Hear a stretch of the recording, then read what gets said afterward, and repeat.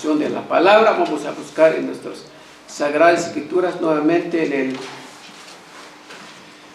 en el libro de Juan, San Juan capítulo 14, versículo 15 al 31.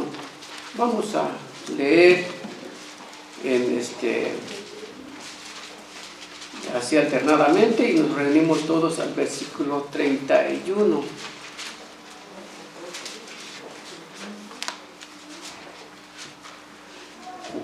Libro de San Juan, capítulo 14, de versículo 15 al 31. Dice así, hermanos, la promesa del Espíritu Santo: si me amáis, guardad mis mandamientos. Y yo rogaré al Padre y os dará otro Consolador para que esté con vosotros para siempre. El Espíritu de verdad, al cual el mundo no puede recibir porque no lo ve ni le conoce, pero nosotros le conocéis porque mora con vosotros y estará en vosotros. No os dejaré huérfanos, vendré a vosotros. Todavía un poco el mundo no me verá más, porque vosotros me veréis, porque yo vivo, vosotros también viviréis. En aquel día vosotros conoceréis que yo estoy en mi Padre, y vosotros en mí, y yo en vosotros. El que tiene mis mandamientos y los guarda, ese es el que me ama, y el que me ama será amado por mi Padre, y yo le amaré y me manifestaré a él. Le dijo Judas, no el Iscariote: Señor, ¿cómo es que te manifestarás a nosotros y no al mundo? Respondió Jesús y le dijo: el que me ama, mi palabra guardará, y mi Padre le amará, y vendremos a él, haremos morada con él. El que no me ama no guarda mis palabras, y la palabra que habéis oído no es mía, sino del Padre que me envió. Os he dicho estas cosas estando con vosotros. Mas el Consolador, el Espíritu Santo, a quien el Padre enviará en mi nombre, Él os enseñará todas las cosas y os recordará todo lo que yo os he dicho. La paz os dejo y mi paz os doy, yo no os la doy como el mundo la da. No se turbe vuestro corazón ni tenga miedo. Habéis oído que yo os he dicho: voy y vengo a vosotros. Si me amarais, os habríais regocijado, porque he dicho que voy al Padre, porque el Padre mayor es que yo. Y ahora os le he dicho antes que suceda, para que cuando suceda creáis.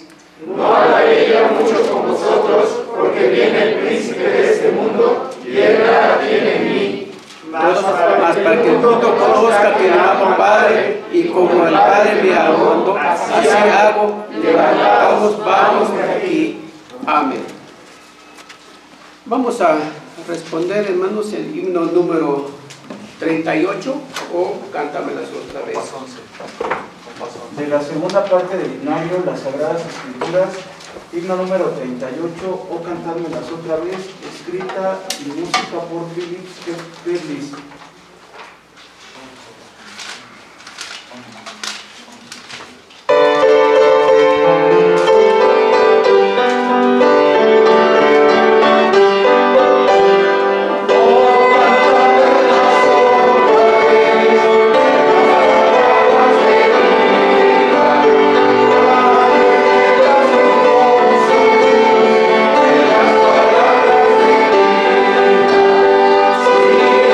Si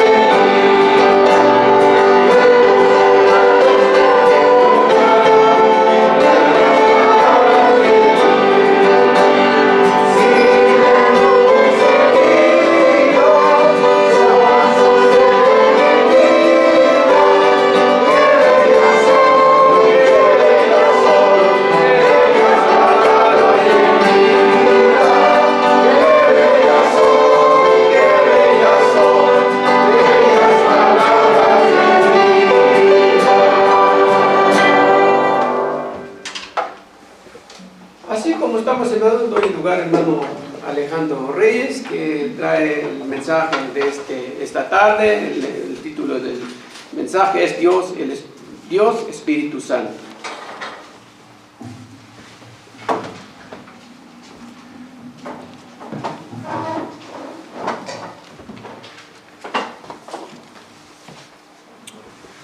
Vamos a abrir la escritura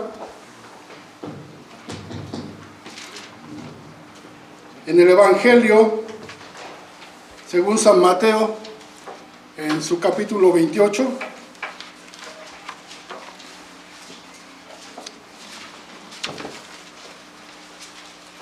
Vamos a darle lectura a los versículos 18 al 20.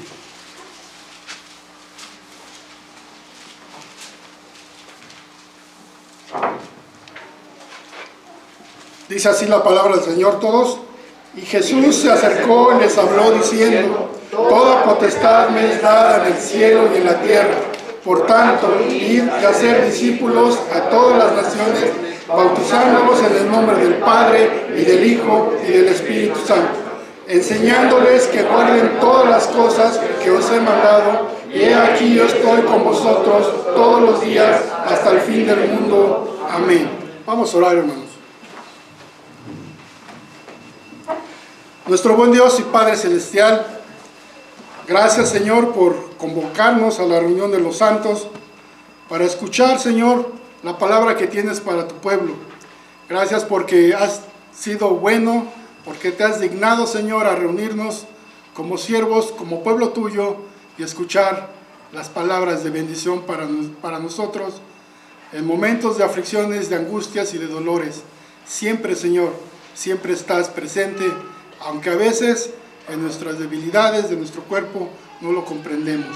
Pero gracias porque has destinado un día para ti, Señor, el día de reposo, en donde tú te gozas con tu pueblo, el cual te rinde alabanza, honor y gloria por lo maravilloso y grande que eres. Recíbela de tus hijos, Señor, que con todo corazón sincero la expresan, y queremos gozarnos aún más en la palabra que tienes. Abre nuestro entendimiento, que tu Espíritu Santo, Señor, abra nuestro corazón, y que seamos maleables y dúctiles para escuchar lo que tienes en este día para nosotros. En Cristo Jesús oramos, y recibe la honra y la gloria. Amén. Pueden sentarse, hermanos.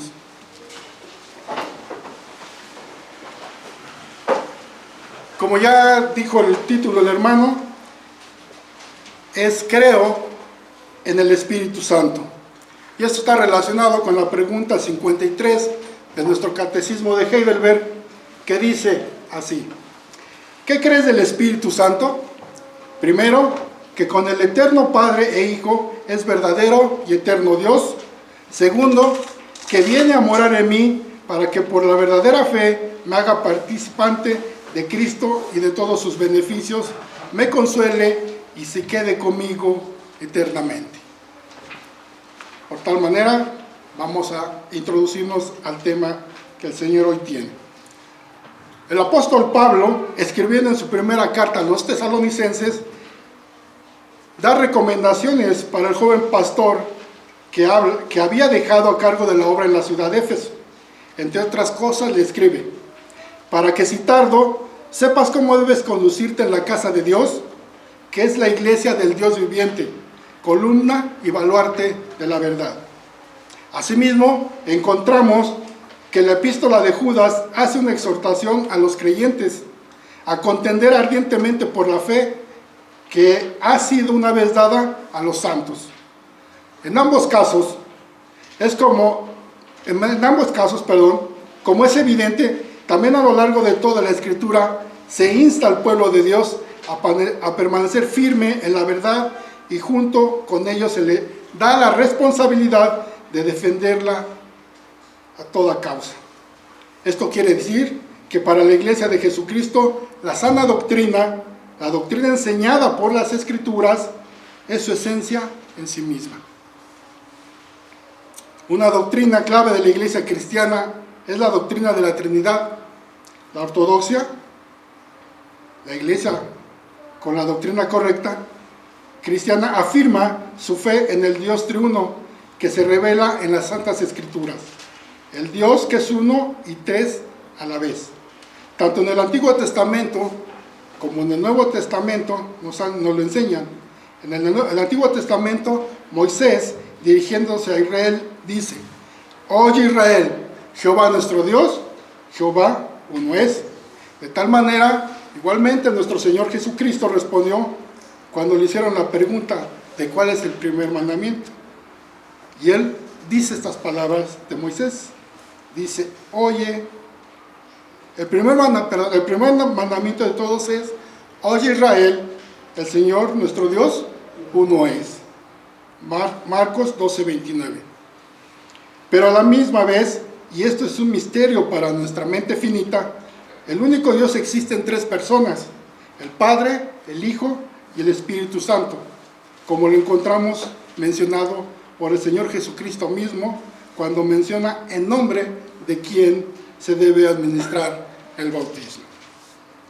A lo largo de la historia de la Iglesia, que es fiel a la enseñanza de la revelación de Dios, ha definido esta verdad, y así queda de manifiesto en los grandes credos ecuménicos, como entre ellos está el credo niceno, el credo de Atanasio, credo de Calcedonia, y el credo que repetimos domingo a domingo en la afirmación de nuestra fe, el credo de los apóstoles. Este credo también es conocido como los 12 artículos de la fe, porque consiste de 12 artículos o declaraciones de fe. Estos 12 artículos se pueden dividir en 3 secciones principales. 1, Dios el Padre y nuestra creación. Un artículo, el primero. 2, Dios el Hijo y nuestra redención. 6 artículos del 2 al 7. Y 3, Dios Espíritu Santo y nuestra santificación. 5 artículos del 8 al 12. En nuestro estudio de la doctrina cristiana arribamos a esta tercera división, es decir, lo que creemos como iglesia respecto a la tercera persona de la Trinidad y su obra. La proposición de esta tarde es que de igual manera, con la iglesia fiel de todos los siglos, afirmamos que el Espíritu Santo es Dios. El catecismo hace la pregunta: ¿qué crees del Espíritu Santo? La respuesta se da en 2 partes. La primera de ellas es la que abordaremos hoy: que con el eterno Padre e Hijo es verdadero y eterno Dios. Es decir, afirmamos la doctrina de la Trinidad, enfatizando particularmente que el Espíritu Santo es Dios junto con el Padre y el Hijo. Esta doctrina es tan importante para nuestra fe que el credo de Atanasio, que data del siglo V y de origen latino, dice en su preámbulo: todo el que quiera salvarse debe ante todo mantener la fe universal. El que no guardara esta fe íntegra y pura, sin duda perecerá eternamente. Lo mismo, al terminar su exposición acerca de la Trinidad, dice: de manera que en todo, como queda dicho, se ha de adorar la unidad en Trinidad y la Trinidad en unidad. Por tanto, el que quiera salvarse debe pensar así de la Trinidad. Si bien Atanasio no fue el redactor de este credo, sí expresa su defensa de la doctrina bíblica de la Trinidad, como lo hizo en su tiempo cuando fue atacada por Arrio, obispo de Alejandría del siglo IV. La afirmación de esta doctrina de la Trinidad es esencial en nuestra fe.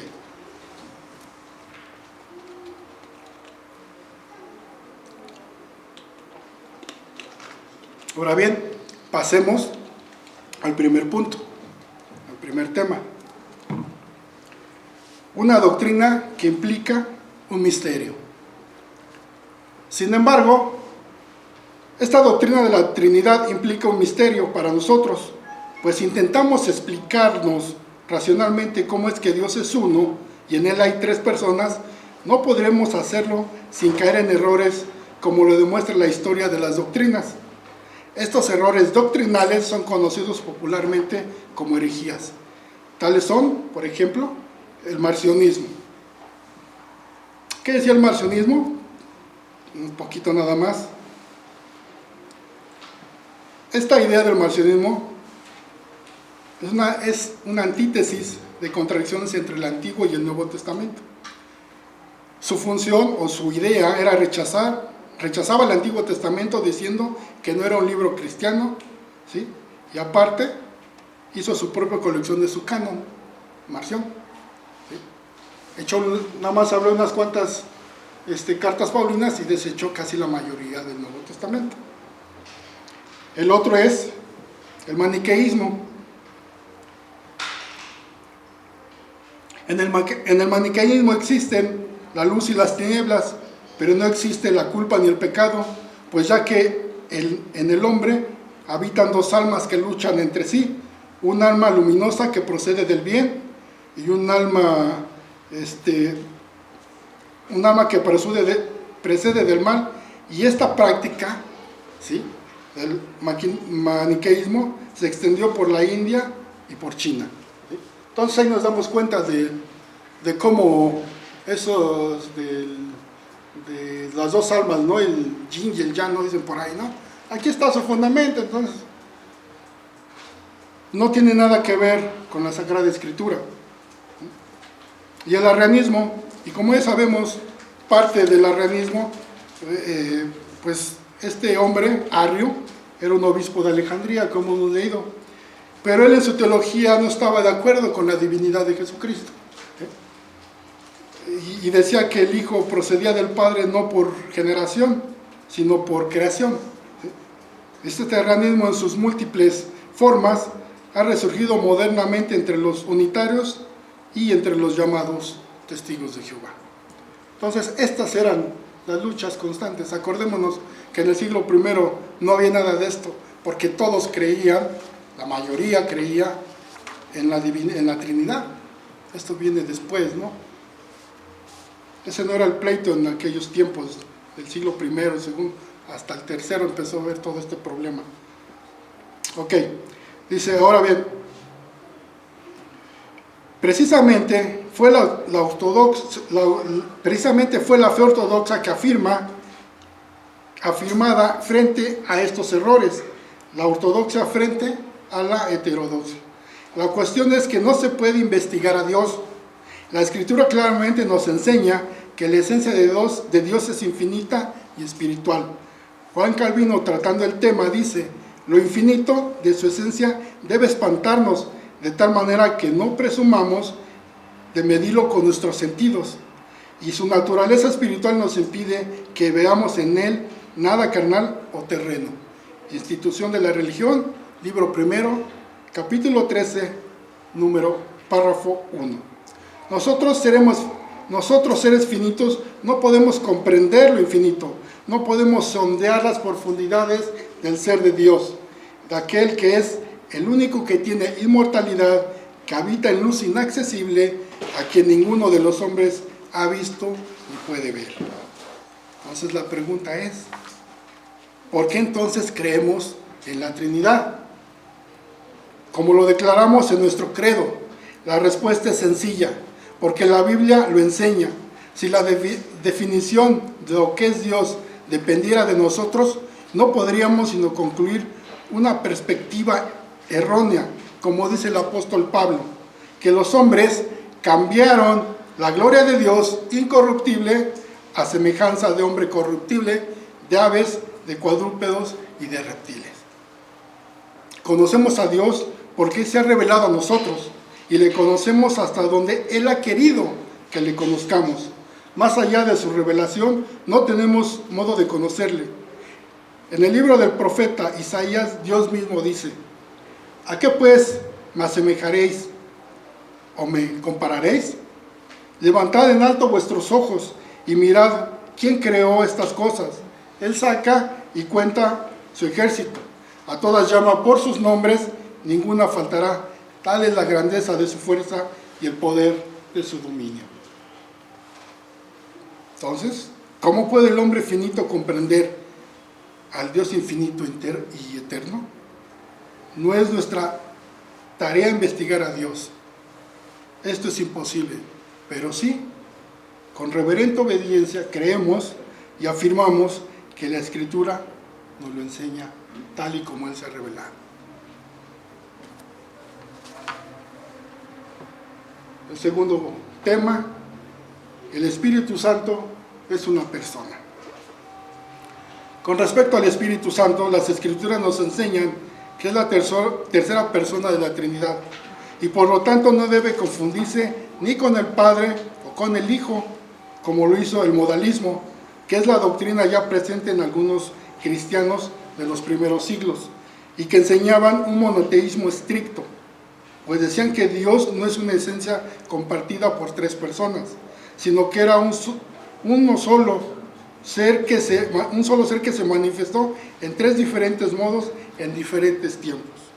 Esto es, en que en el Antiguo Testamento Dios se reveló como Padre, en el Nuevo Testamento se reveló como el Hijo, y que a partir de Pentecostés se ha manifestado como Espíritu. Pero no se trata de tres personas, sino de tres modos de presentarse.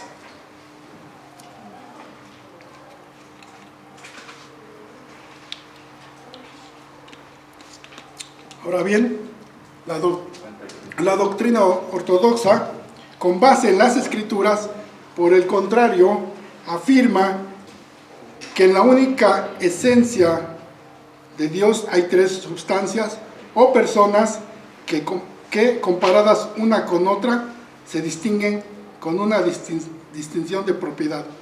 Es decir, todo lo que es propio de cada una de las personas no se puede comunicar a los demás.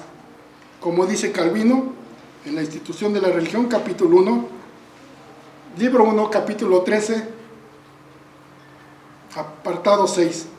Es decir, el Padre no es el Hijo ni el Espíritu Santo, ni el Hijo es el Padre o el Espíritu Santo, ni tampoco el Espíritu es el Padre o el Hijo.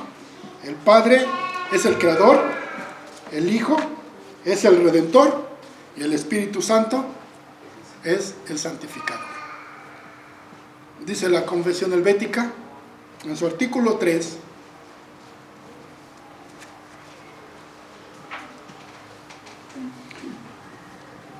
que Dios, que Dios no se puede mezclar con las tres personas de la Trinidad. Es un Dios indivisible, ¿sí? Cristo es el Redentor y su esencia es única, ¿sí?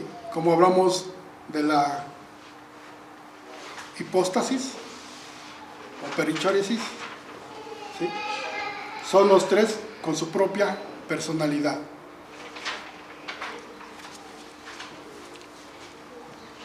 Dice Archibald Alexander Hodge en su comentario a la Confesión de Fe de Westminster, dice: los atributos de Dios son las propiedades de su esencia divina y por lo tanto comunes a cada una de las tres personas, quienes son las mismas en sustancia, iguales en poder y gloria. Las propiedades de cada una de las personas divinas por la obra son aquellos modos peculiares de subsistencia personal y aquel orden particular de operación que se distingue la una de la otra y determina la relación de cada una de las obras. Su comentario de Fe de Westminster, pregunta 53. Otros, como los testigos de Jehová, afirman que el Espíritu Santo no es una persona, sino una energía o poder impersonal, además de decir que fue creado, pues, aunque la palabra espíritu es neutra, el nombre usado para designarlo siempre es masculino. Además que la Biblia nunca se refiere a él como ello o eso, sino siempre como él.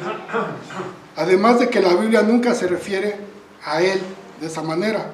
El Señor Jesucristo se refirió a él como el Consolador, no como consuelo. Como dice el doctor de Jong, la reducción de la tercera persona de la Trinidad a un poder o energía impersonal de Dios, malinterpreta y nos priva del consuelo de nuestra salvación. La confesión belga. Ahora bien,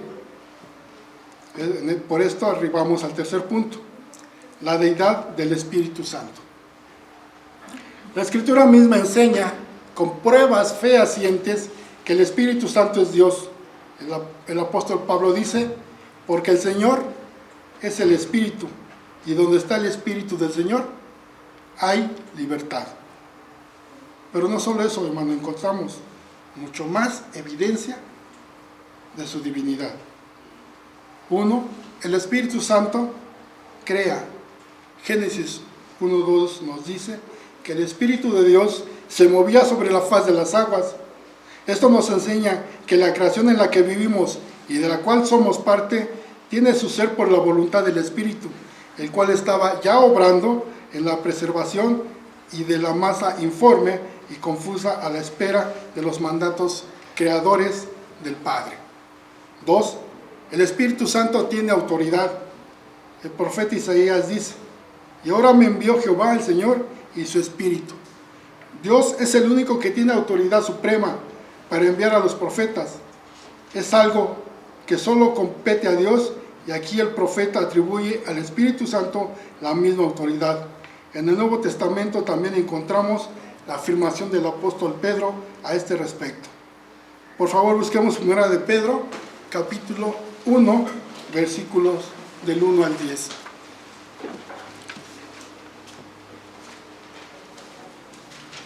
Y el que lo tenga, que lo lea, por favor. Capítulo 1, versículos de 10 al 12. Los profetas que profetizaron de la gracia destinada a vosotros inquirieron y diligentemente indagaron acerca de esta salvación, escudriñando qué persona y qué tiempo indicaba el Espíritu de Cristo que estaba en ellos, el cual anunciaba de antemano los sufrimientos de Cristo y las glorias que vendrían tras ellos. A estos se les reveló que no para sí mismos, sino para nosotros, administraban las cosas que ahora os son anunciadas por lo que os han predicado el Evangelio por el Espíritu Santo enviado del cielo, cosas en las cuales anhelan mirar los ángeles. También en el libro de los Hechos, ¿se acuerdan con Ananías y Zafira? ¿Qué le dice el apóstol Pedro? Que no habéis engañado a los hombres sino a Dios. Pedro le da la confianza, la seguridad y la firmeza de que el Espíritu Santo es Dios. También el Señor Jesucristo dijo a sus discípulos que no tuvieran preocupación por qué es lo que habrían de hablar confesando al Señor ante los hombres, porque el Espíritu Santo os enseñará en la misma hora lo que debáis decir. 3. El Espíritu Santo ha de hacer recordar a los discípulos todas las palabras o enseñanzas que el Señor Jesucristo dio a los suyos. 4. El Espíritu Santo es el sustentador. El poder del Espíritu no está limitado. El Salmo 104, particularmente en su versículo 30, dice así: envías tu Espíritu, son creados, y renueva la faz de la tierra. Esto es, el Espíritu infunde su fuerza y vigor a todas las cosas, les da el ser, les da que vivan y se muevan. Toda la creación es sustentada por su poder. Y 5. El Espíritu Santo es el autor de nuestra regeneración. Ninguno de nosotros vendría a Cristo sin su obra. La Escritura es clara al decir que el hombre caído está muerto en sus delitos y pecados, y que no pueden ni quieren venir a Cristo. La única manera de hacer esto es por la obra del Espíritu Santo, que es el que convence al mundo de pecado, de justicia y de juicio. Solamente por medio de su obra somos hechos participantes de la vida eterna.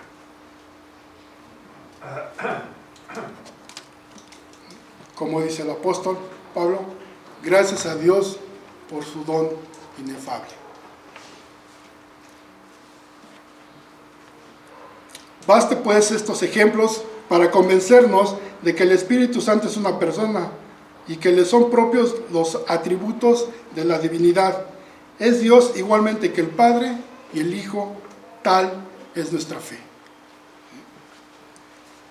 Entonces, sabemos que el Espíritu Santo es el que está obrando en todo este mundo. Y si hemos creído, es porque el Espíritu Santo nos ha llamado para ello. Nadie puede llamar a Jesús Señor, sino por el Espíritu Santo.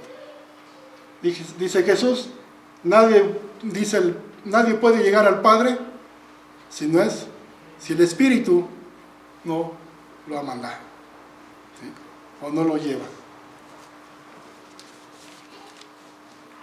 En conclusión, hermanos, primero, la iglesia de Jesucristo es una iglesia confesional.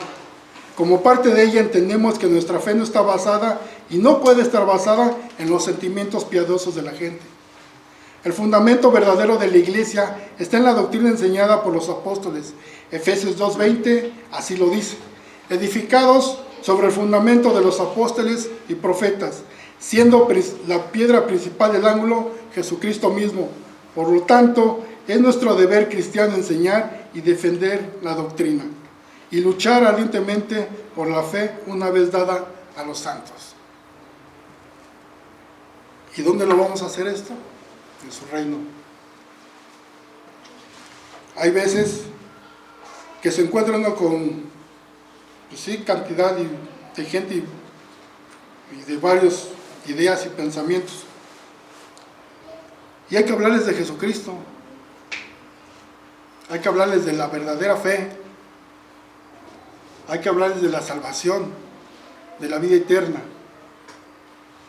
Porque el Señor tiene en su reino aún gente que no ha conocido el Evangelio y gente que está destinada para vida eterna.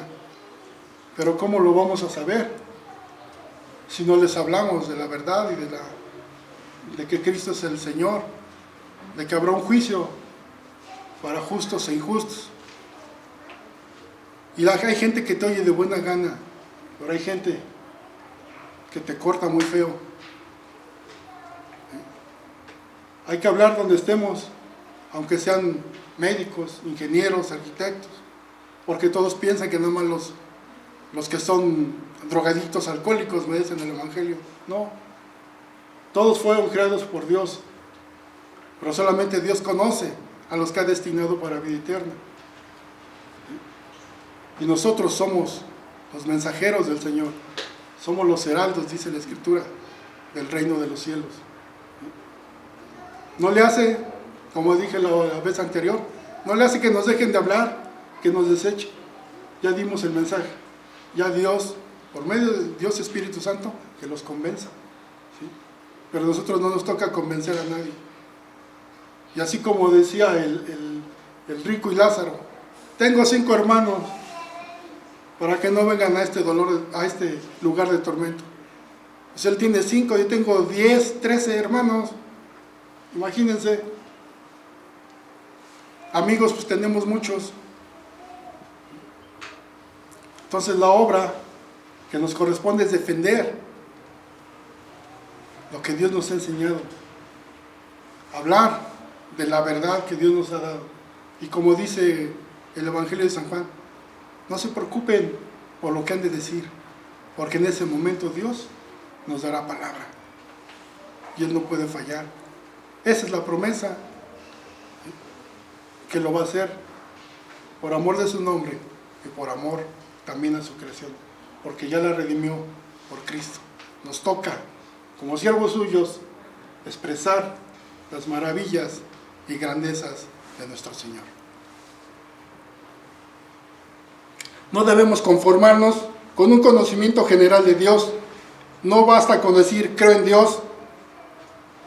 El cristiano debe conocer a su Señor tal como Él se ha dado a conocer en su santa palabra.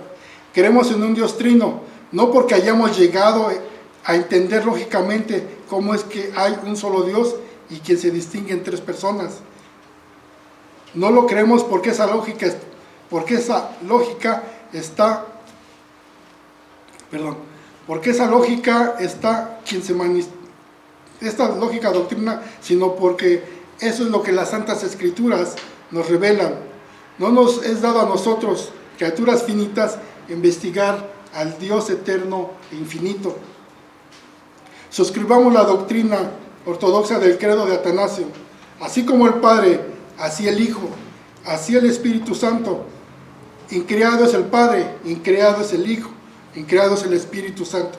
Incomprensible es el Padre, incomprensible es el Hijo, incomprensible es el Espíritu Santo. Eterno es el Padre, eterno es el Hijo, eterno es el Espíritu Santo. Y sin embargo, no son tres eternos, sino uno solo eterno. La pregunta es, ¿qué creemos del Espíritu Santo? En primer lugar creemos que el Espíritu Santo es... ¿Qué? ¿El Espíritu Santo es Dios? Amén, hermanos. Amén. Eso es lo que debemos de creer, que el Espíritu Santo es Dios.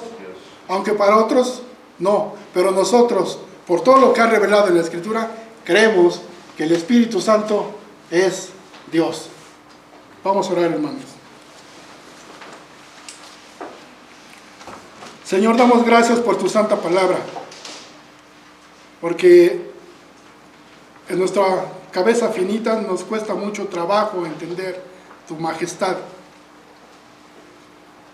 pero no estamos para investigarte, estamos solamente para obedecerte, para creer en tus mandamientos, para creer en tu palabra, porque no hay nada mejor en esta tierra que ser siervo tuyo. No hay nada mejor en esta tierra saber que tenemos una resurrección y que tenemos una vida eterna. Gracias, Señor, porque no éramos los mejores seres humanos, ni lo somos aún, pero te compadeciste de nosotros, dándonos el privilegio de estar en el reino de tu Hijo y de poder glorificar tu nombre. Ayúdanos a hacerlo, Señor, con denuedo, con gozo, con alegría, en medio de la adversidad, porque tú no nos desampararás, porque tú estarás con nosotros todos los días hasta la consumación del mundo. En el nombre de Jesús oramos. Amén.